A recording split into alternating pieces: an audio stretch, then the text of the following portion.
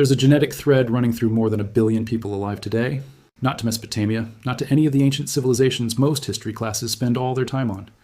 And the newest ancient DNA studies, some of them published just in the past year, keep confirming the same thing with more and more precision. Let's get into what the genetics actually shows, because the real story here is genuinely remarkable, even without any exaggeration. For a long time, historians working off archaeology alone had a rough idea that Chinese civilization developed largely on its own, without borrowing its foundations from societies further west. Chinese writing doesn't resemble cuneiform or hieroglyphics. Chinese agriculture was built around millet and rice, not wheat and barley. But archaeology alone couldn't fully settle the question of where the people themselves came from, whether they were a genuinely continuous population or a series of waves and replacements the way many other regions of the world experienced. That's where genetics stepped in, and where the picture has gotten dramatically clearer over the last several years. The starting point for a lot of this research is a site type most people have never heard of: the Yellow River Neolithic farming communities, dating back around 7,000 years, sometimes further. Archaeological sites like Bampo and Jiahu reveal a population that was doing something remarkable for the time. They developed distinctive painted pottery. They created some of the earliest known Chinese symbols, precursors to written characters, carved into bone and shell. They built organized villages of roundhouses with clear social planning. And critically, their entire agricultural system was built around foxtail millet and broomcorn millet, crops they domesticated themselves, completely independent of the wheat and barley domestication happening in the Fertile Crescent thousands of miles away. This wasn't a society copying ideas that drifted in from somewhere else. It was homegrown, start to finish. Modern genetic sequencing has been able to test that story directly by comparing ancient DNA pulled from skeletal remains at Yellow River sites against the DNA of people living in China today. Researchers at institutions, including Fudan University in Shanghai, working with an expanding international network of collaborators, have built up an increasingly detailed ancient DNA record from sites across the Yellow River Basin and its surrounding regions. The pattern that keeps showing up across study after study is genetic continuity. Populations living in the middle and lower Yellow River Basin thousands of years ago share strong, measurable ancestry with the northern Han Chinese populations living in that same region today. One recent study, looking specifically at lower Yellow River populations from the Han Dynasty period, roughly 2,000 years ago, found that those ancient individuals clustered closely with present-day northern Han Chinese, showing strong genetic continuity with the earlier millet farming societies of the Middle Yellow River, alongside smaller secondary contributions from southern rice farming populations. In plain terms, the same broad ancestral population that was farming millet along the Yellow River thousands of years ago is, in a very real genetic sense, still there today. That kind of continuity is genuinely unusual on a global scale, and it becomes even more interesting once you start comparing it to what happened in other parts of the world over the same stretch of time. Take Europe. Ancient DNA research over the last decade has consistently shown that European populations underwent massive, repeated genetic upheaval. Around 5,000 years ago, pastoralist groups migrating out of the Eurasian steppe swept into large parts of Europe and contributed enormously to the ancestry of the populations that followed, in some regions, replacing a striking majority of the existing male genetic lineages within just a few centuries. Later migrations layered even more change on top of that. The result is that modern Europeans carry a genetic mosaic built from several distinct ancestral waves: hunter-gatherers, early farmers from Anatolia, and steppe pastoralists, stacked on top of each other over thousands of years, in a pattern very different from a single continuous population sitting in one place. China's genetic story looks different, and the difference is measurable. Rather than being wiped out and replaced by later invaders, the core Yellow River ancestral population expanded, mixed, and absorbed the people it encountered, without ever experiencing the kind of near-total replacement events documented in parts of Bronze Age Europe. Even large-scale political conquests that reshape Chinese history barely register at the genetic level. Researchers studying the genetic legacy of the Mongol conquest, for instance, have found that its lasting contribution to the broader northern Chinese gene pool is small, a modest genetic trace layered onto a population that was already there long before the Mongols arrived, and remained largely intact afterward. The Mongols controlled the government. They didn't reshape the underlying population. So how did a population manage to stay this stable for so long, through dynastic collapses, invasions, and massive political upheaval? Geography did a lot of the work. The Yellow River Basin sits in a naturally defensible pocket. Mountains and high plateau to the west and southwest, desert to the north, ocean to the east. Those barriers didn't make the region unconquerable, but they limited the kind of large-scale, repeated population replacement that happened in more open, connected landscapes like the European plains. Population density mattered too.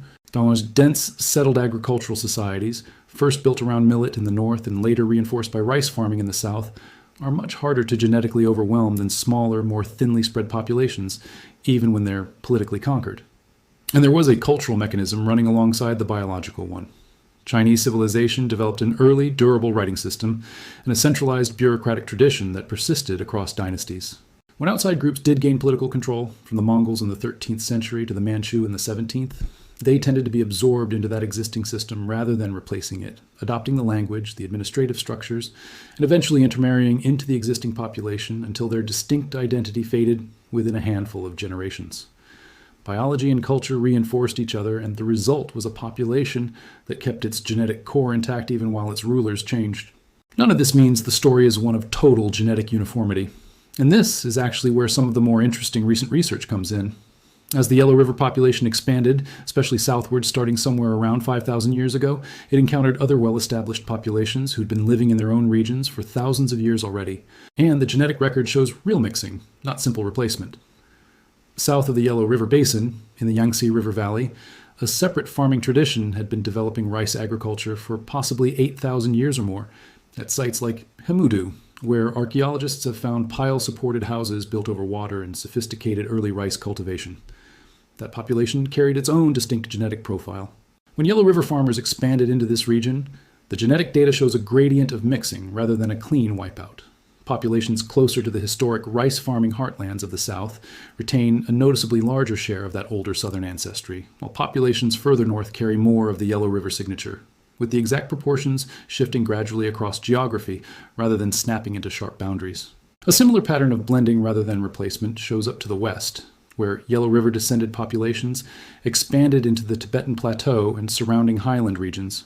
Recent whole genome research on Tibetan and highland populations, including a detailed 2025 study on the Chang people of Sichuan, a group long recognized as an important layer within the broader Chinese gene pool, traced their most recent shared ancestry back to Yellow River farming populations, roughly 5,000 years ago, while also showing that Tibetan and neighboring highland groups carry distinct genetic adaptations for life at extreme altitude that simply aren't present in lowland populations. One of the clearest examples involves a gene tied to how the body processes oxygen at high elevation, which shows up at high frequency in Tibetan populations, but is nearly absent in lowland Han Chinese.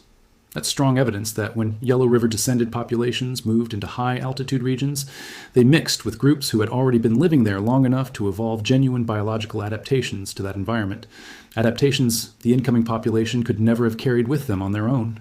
Put together, what you get is a genuinely striking picture, a single ancestral population rooted in the Yellow River Basin roughly 7,000 years ago that expanded outward in multiple directions over thousands of years, absorbing neighboring populations through intermarriage and cultural integration rather than eliminating them, while still maintaining an identifiable dominant genetic core all the way through to the people living in that same region today. It's not a story of one ancient bloodline staying perfectly pure. It's a story of one population becoming the genetic and cultural foundation that a huge number of neighboring groups eventually blended into, with the degree of blending shifting gradually depending on geography and history. There's a broader point we're sitting with here too, because it says something about how varied human history actually is.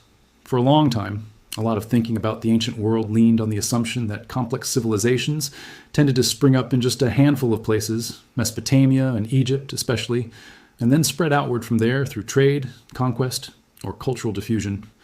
China never fit that model cleanly, and the genetic evidence backs up what archaeologists studying independent domestication of millet, distinct pottery traditions, and an original writing system had already been arguing for decades. Complex civilization can and did emerge more than once, independently in different parts of the world, built by different founding populations solving the same basic problems of farming, organizing settlements, and eventually writing things down without needing to borrow the idea from somewhere else. It's worth slowing down on how this kind of research actually works because the methodology is a big part of why the findings are considered so solid. Geneticists studying ancient DNA aren't just eyeballing similarities between skeletons and living people. They're extracting tiny fragments of degraded genetic material from teeth and bone, usually the densest part of the skull near the inner ear, which tends to preserve DNA better than almost any other part of the body over thousands of years. That material gets sequenced and compared against reference genomes using statistical methods that can calculate exactly how much of a modern person's ancestry traces back to a specific ancient population, down to a percentage. Researchers look at broad patterns across the entire genome rather than just a handful of standout genetic markers, which is part of what lets them detect subtle mixing events, like a population picking up 10 or 15% of its ancestry from a neighboring group. That would have been invisible using older, cruder genetic techniques. This is also why the field has moved so quickly over the last several years. Sequencing costs have dropped, sample sizes have grown, and the number of ancient genomes recovered from Chinese archaeological sites has expanded dramatically, giving researchers a much richer dataset to work with than was available even a decade ago. One particularly useful marker in this kind of research is the Y chromosome, passed down from father to son, largely unchanged apart from occasional mutations, which lets geneticists trace specific paternal lineages back through deep time. A Y chromosome lineage associated with early East Asian farming populations shows up at strikingly high frequency across much of modern China. And tracing its distribution and age has helped researchers pin down roughly when and where the expansion of Yellow River-related ancestry took hold. Mitochondrial DNA, passed down only through the maternal line, tells a complementary story, and comparing the paternal and maternal pictures side by side is part of how researchers have confirmed that the expansion of Yellow River ancestry southward and westward involved real intermarriage, rather than one population simply displacing another outright. If it had been a clean replacement, you'd expect both the paternal and maternal lineages in mixed regions to shift together in lockstep. Instead, researchers see more complex, sometimes uneven patterns, consistent with gradual blending across many generations rather than a single sharp transition. The Chung study mentioned earlier is a good example of just how detailed this research has gotten. Rather than relying on a handful of ancient samples, the research team sequenced 20 complete Chang genomes at very high coverage and compared them against more than 1,000 genomes from dozens of East Asian populations, alongside several hundred more from a broader global reference dataset, then cross-referenced all of that against roughly 450 ancient Asian genomes recovered from earlier excavations. That's an enormous amount of comparative data for a single population study, and it's part of why the researchers were able to pin the most recent common ancestor of the Chang and other Yellow River descended populations to a specific window of time, roughly 5,300 years ago, rather than just a vague estimate. There's also a diaspora angle worth mentioning, since it extends this story well beyond China's current borders. The same broadly traceable Yellow River-related ancestry shows up consistently in overseas Chinese communities across Southeast Asia, Taiwan, and other regions that received waves of migration over the past several centuries. Researchers studying these diaspora populations generally find the same underlying genetic continuity carried along with the people who left, layered on top of whatever local admixture happened after they settled in a new region. It's a reminder that this genetic story isn't just about people currently living within a specific set of modern borders. It's about a much larger, more geographically spread set of populations that all trace a meaningful share of their ancestry back to the same original source. The same study picked up specific genetic variants tied to alcohol metabolism and skin pigmentation that differ between Chang subpopulations, along with a notable variant connected to blood pressure regulation that may reflect adaptation to high-altitude living, adding yet another layer of evidence that these populations weren't just passively absorbed. They picked up real, functional genetic adaptations from the environments and neighboring populations they mixed with along the way. The Han Dynasty research adds another important layer, because it lets researchers directly compare a population from roughly 2,000 years ago against people living in the same region today, cutting out a lot of the guesswork involved in older methods. Ancient genomes recovered from lower Yellow River sites dating to the Han period cluster closely with present-day northern Han Chinese populations, and they also show measurable connections to earlier Neolithic farming populations from the same general region, stretching the traceable continuity back even further. Interestingly, the same research found meaningful genetic differences even within relatively small geographic areas in short time spans. Some ancient populations from the lower Yellow River show higher genetic diversity than others nearby, likely reflecting gene flow from southern populations arriving at different points in time. That kind of fine-grained detail simply wasn't available before large numbers of complete ancient genomes became affordable to sequence, and it's transforming what researchers can say with confidence about exactly how and how quickly different regions of China took on their current genetic makeup. None of this research exists in a vacuum either. It connects to a much larger, very active global effort to sequence ancient genomes from every part of the world, and China has become one of the most productive regions for this kind of work over the past several years, with research groups at Fudan University, Xiamen University, and a growing number of other institutions collaborating on projects that pull in archaeological samples from provinces across the country. Every newly excavated and sequenced site adds another data point, and researchers are increasingly able to build detailed regional family trees rather than relying on broad, national-level generalizations. That level of resolution matters because it lets scientists start answering much more specific questions, not just whether a given region's population traces back to Yellow River farmers, but roughly when that ancestry arrived, how it mixed with whoever was already living there, and what, if anything, changed genetically as a result. Stepping back, the significance of all this goes well beyond just settling questions about Chinese population history for its own sake. It's a genuinely valuable case study for understanding how human populations respond differently to migration, conquest, and cultural change, depending on geography, population density, and social structure. Some regions of the world saw sweeping genetic replacement every time a new group arrived. Others, like the Yellow River Basin and its surrounding regions, show a much more gradual, cumulative pattern of blending, where incoming groups added to the existing population rather than erasing it. Comparing these different patterns side by side, using increasingly precise ancient DNA evidence rather than guesswork, is helping researchers build a far more accurate picture of how complex societies actually formed and spread across the ancient world in China and everywhere else. It also offers a useful contrast for thinking about what population stability even looks like across long stretches of history. Most regions of the world that historians and geneticists have studied closely show at least one major disruptive event, an invasion, a plague, a large-scale migration that meaningfully reshuffles the underlying population within a few centuries. The Yellow River Basin and the broader area that became China are unusual in how much continuity survived underneath a very turbulent political history full of dynastic collapse, warfare, and foreign conquest. The genetics and the politics tell almost two separate stories running in parallel, an extremely eventful surface history of empires rising and falling, sitting on top of a comparatively steady, slowly blending population underneath.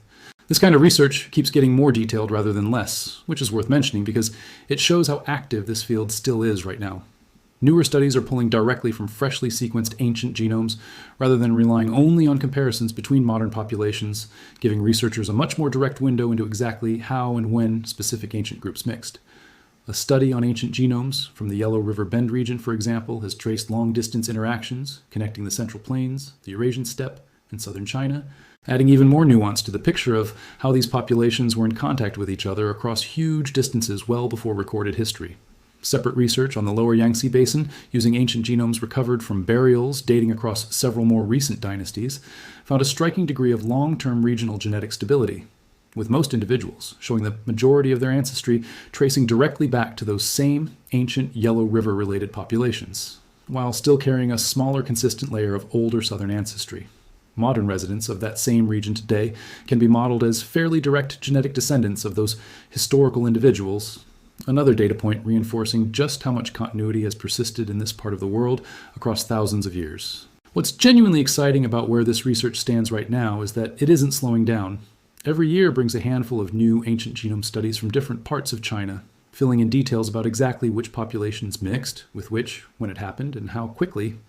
Some of the newest work is starting to map out much finer regional detail than was possible even 5 years ago, tracing distinct genetic layers within specific provinces, comparing farming populations against neighboring hunter-gatherer groups, and tracking exactly how far and how fast certain ancestral components spread.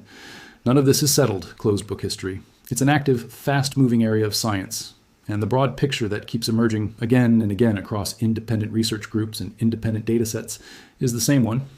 A single ancestral population rooted in the Yellow River Basin roughly 7,000 years ago that expanded, mixed, and endured, and whose genetic signature is still traceable in well over 1 billion people living today.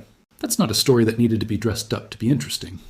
A population staying genetically identifiable and dominant across 7,000 years through the rise and fall of dynasties, foreign conquests, and constant regional mixing, all while other major regions of the world were experiencing far more dramatic genetic turnover over the same stretch of time, is already one of the more remarkable case studies in human population history. It's a reminder that civilizations don't all follow the same template, that complex societies really did rise independently in more than one place on Earth, and that some populations, thanks to a mix of geography, agriculture, and durable cultural institutions, managed to hold onto a genetic thread stretching back further than most of recorded history itself. The deeper researchers dig into this record, the more that thread keeps holding up, refined with better sequencing technology, larger sample sizes, and more ancient genomes recovered every year. It's one of the clearer, most consistently reproduced findings in the entire field of ancient DNA research, and it keeps getting stronger with each new study rather than weaker. It's also worth being honest about what this kind of research doesn't claim, because that matters just as much as what it does show. Genetic continuity doesn't mean cultural or ethnic identity has stayed frozen in place for 7,000 years. Language, customs, political systems, and everyday life in the Yellow River region have changed enormously across that span of time, shaped by dynasties, technology, trade, and countless generations of ordinary people simply living their lives. What the DNA shows is something narrower and, in its own way, more interesting. That the biological population underlying all of that cultural change stayed remarkably stable, even as everything built on top of it kept transforming. Genetics and culture aren't the same story, and good research keeps that distinction clear rather than collapsing the two together. That distinction is part of why this field keeps attracting so much serious scientific attention rather than fading into a settled, closed topic. Every new excavation, every newly sequenced genome, adds a bit more precision to a picture that was already fairly clear from archaeology and linguistics, but that ancient DNA can now confirm and refine at a level of detail nobody could have managed even 15 years ago. Researchers are still working out finer regional patterns, still tracing exactly how quickly certain populations mixed, and still filling gaps in specific provinces where fewer ancient samples have been recovered so far. The big picture looks solid. The details keep getting sharper. And for a species whose history is so often defined by migration, replacement, and disruption, a population that managed to stay this recognizably continuous for 7,000 years remains one of the more striking findings modern genetics has turned up anywhere in the world.